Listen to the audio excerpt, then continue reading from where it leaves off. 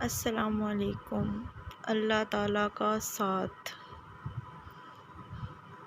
بے شک اللہ تعالیٰ کا ساتھ سب سے بہترین ہے۔ اللہ فرماتے ہیں تو میرا ہو کر تو دیکھ، سب کو تیرا نہ کر دوں تو کہنا۔ جب تم دنیا کی مفلسی سے تنگ آ جاؤ اور رزق کا کوئی راستہ نہ نکلے تو صدقہ دے کر اللہ تعالیٰ سے تجارت کر لیا کرو۔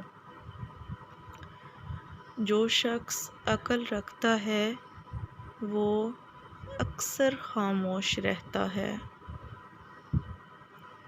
اگر دنیا فتح کرنا چاہتے ہو تو اپنا لہجہ نرم رکھو، کیونکہ اس کا اثر تلوار سے بھی زیادہ ہوتا ہے۔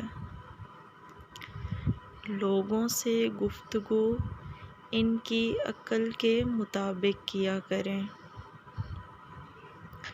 سب سے اچھی ہجرت گناہوں کو چھوڑ کر نیکی کی طرف جانا ہے۔